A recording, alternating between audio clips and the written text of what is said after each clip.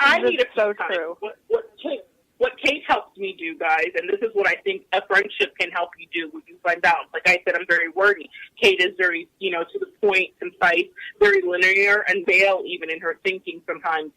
And what she does is she boils things down for me so I don't masquerade it to death, because I've always got a lot of high energy going on, a lot of high frequency. Even with the phone right now, you might hear things that are crazy, and that's actually something I've had readers tell me about.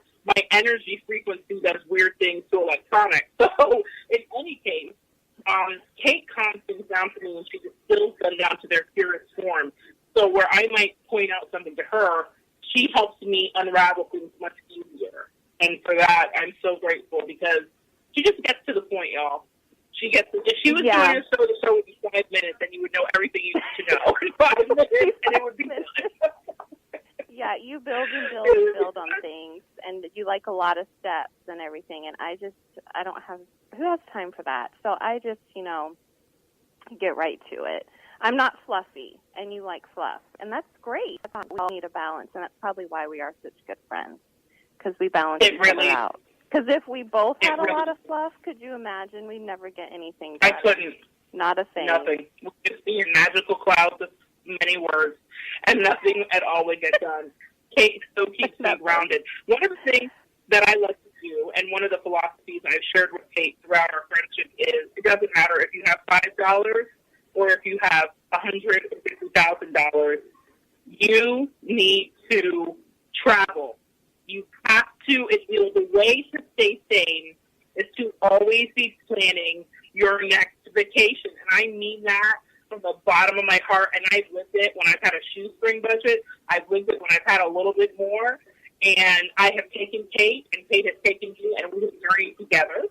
And one of the things, the next hashtag is called The Thirst is Real. Hashtag The Thirst is Real. This is when we decided that we were going to go on a cruise. We decided we were going to go on a cruise. And guys, I just came off of a cruise of the very same company that I cruised with before, and the thirst was still real, and we'll explain what that means. So do you want to tell a little bit about that great idea we had, Kate? Yeah, the great idea. Well, first, before that, I want to say how much that has changed my life, because I'm stubborn and I get stuck in my ways, and I always get frantic about traveling because I always think I can't afford it or something. I have to find childcare for my son and my pets, and it's just a lot. But one thing Monette has taught me more than anything is you've always got to have something to look forward to, and that really has changed my life, because you do. Life is so mundane, day-to-day working, paying bills, just doing the same thing over and over. And if you don't have something, a small trip, even if it's just a weekend getaway or something that you really want to buy for yourself, you've got to have something to look forward to. So I wanted to touch on that, because that's really changed my life and how I live it. Thanks to you, making me go on countless vacations. We could just have a whole show about our adventures, but I guess today we're going to just talk about the cruise.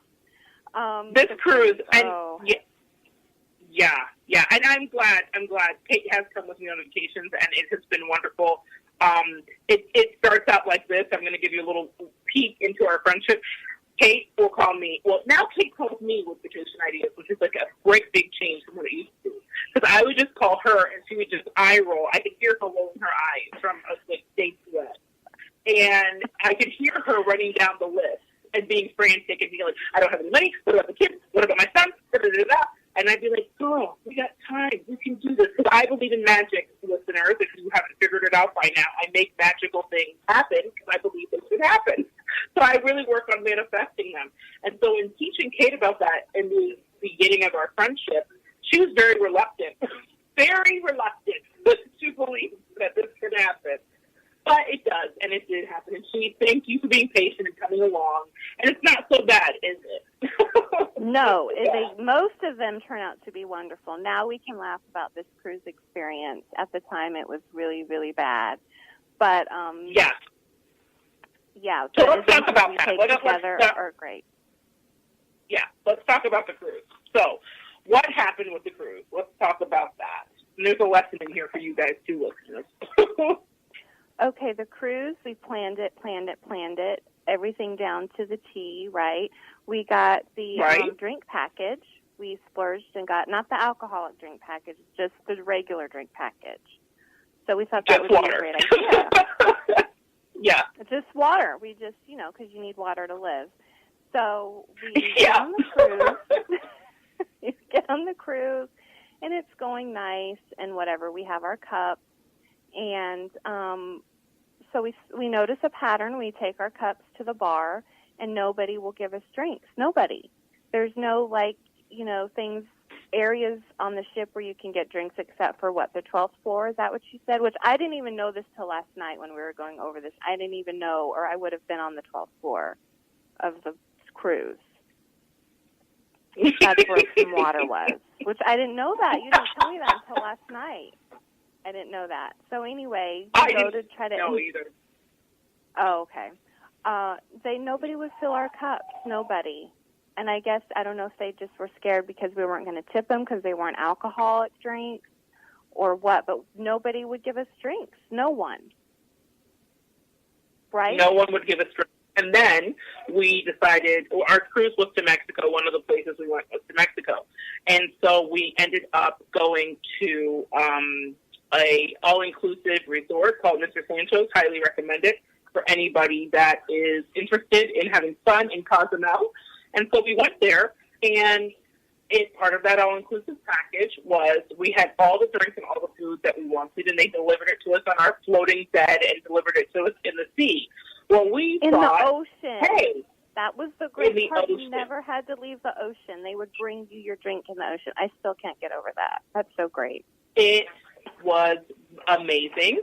And so we were drinking the drinks, and we were thirsty already because we had no drinks. And so we're drinking the drinks, and we're consuming them at a great rate because they were bringing them speedily, okay? And so we're in the ocean. We don't even have to get up. We don't have to exert energy. So we are progressively getting more and more inebriated. Now, here's another kicker. We are in Mexico, which is pretty close to the equator. But guess what we didn't think we needed? Because hashtag we were American and we were strong with sunscreen. We didn't need that. Silly old sunscreen. Who needs that? So we didn't use sunscreen. We drank every drink that our waiter bought us as quickly. He bought them to us double biscuit at times because we were like, hey, we paid one price. Might as well do the American thing and get our money's worth.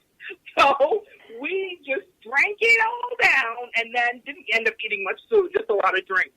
So we're stumbling back to the ship, feeling lovely, really. We're warm.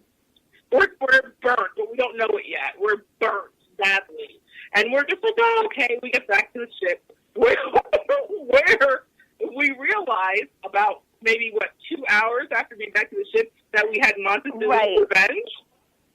Yes, yeah. Well, I didn't realize I was burnt under, but it's not until people started staring at me on the ship. Like, people were stopping and looking at me on the ship when we were going to dinner.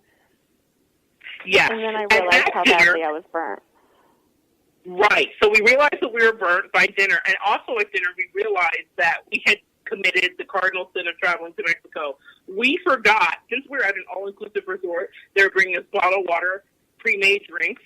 We forgot they were making it with the water in Mexico, which our American stomachs did not understand how to handle. We were in this tiny cabin and incredibly sick, in the worst way you could be sick, y'all, in a tiny cabin with no water. We didn't get anything to drink. We were sunburned, dehydrated, because we were losing liquids very quickly, and we couldn't replenish them. And then I think they took the ballast off the boat to save money or something. Remember there was a discussion that a lot of the passengers were having that it was so rocky on the way home, and they were trying to save money, so they didn't put down the equalizers or whatever. Right, yes, and it was very bumpy. I do remember that. Yes. So we got back, and we both had sun poisoning. Kate had huge blisters. It was so not fun. But we realized later, I know the story sounds horrifying, that traveling together is kind of what was the saving grace. We were in this small space together. We both didn't feel well. We thought it was a great idea. We were thirsty.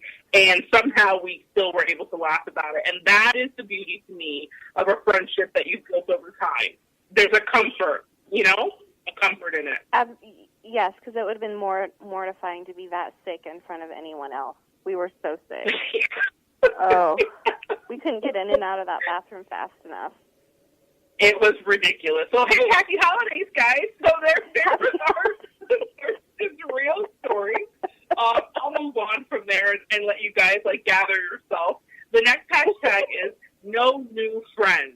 Now, I was a Girl Scout for many years, and one of the songs we would sing at the beginning of every Girl Scout day was, make new friends and keep the old. One is silver and the other is gold. And I wanted to talk about for a moment the security that grows with time in your friendship and how in the beginning, new friends, especially when you're at a distance, Kate and I are at a distance, can be threatening, and how over time you realize that it's just all part of the process. What are your thoughts on that, Kate? Yes. Now, at first, in a new relationship or friendship, you kind of might get jealous of the other friends, or, oh, they're spending so much time with that friend, or why didn't they pick me to do that with, or whatever. But after years and years and years and people coming in and out of your life, there's just a safety guard there that I know that Mo has a lot of friends where she is, and I have friends here, but we have something special, and that you just can't compare to other friends, and that comes also with years and years of work and stories and just building relationships. Yeah, it's something that you actually... Go ahead. There's a security in that I know that I couldn't be replaced. Word, hashtag word again. Yep. And there's something... That. Yeah, and I think that's something that can happen, a phenomenon that happens with all friendships and relationships. They're always changing, and I think the key to knowing that you're not necessarily going to be replaced in a world where not a lot of security is promised is that you're growing and evolving together, which is why I named the show Evolve, and Kate and I went back and forth on this. I hadn't come up with this name, and it came to me. It was downloaded to me. It wasn't something I came up with. And I was coming up with all kinds of names, what was one of the names, Angels Chatting on the hotline? Angel Chat Live or some crazy, I don't know. They were all not very good. Until you said this one, I said, that's it. That's all. That's it. And then because hashtag friends. Yeah, I was like, whatever, Kate, that sounds crazy. I need to say more words. I need to be like Angel Jingle Jangles or whatever. And she was like, girl, no, it's Evolved, like you said. And then I looked up the numerology of Evolve and what it meant numerologically, and then I prayed about it, and it came to me in a dream. All this stuff happened. But here's this lesson of the story, guys. Your best friend's right, and she was absolutely right, and she got it right. And she helped me steer myself. I was heard clearly, but I second-guessed myself, and that is the security of a friend who really knows you. She understands what my purpose in life is, and she understands my true north, and she has grown with me in so many ways. And even though we don't live close, that was our next hashtag, not the gratitude for not living close. This works for us because I think it keeps us sane and from killing each other. What do you think? Yes, absolutely, because this morning, just getting ready to do this show, I wanted to kill her. So, already, almost dead, y'all. Already, I just wanted to punch her in her throat, which we can say much about. Yes, and I still love her, and I knew it. Side eyes, because lots of frazzled feelings. Because guys, if you know me in personal life, or if you know me working with me as a client, I'm fast paced, a lot's going on. And Kate likes to warm up slow, like a slow warm up. So I was like, all right, we got to get to work. It's work time. Let's go. We got to do this. Get out of the bathroom. Yeah. So that's why we don't live close. Jesus knew what he was doing, and I thank you, Jesus, with the sweet baby Jesus with the angel wings, because you certainly have saved our friendship by putting us 550 miles apart. We do. We do live far apart. We talk all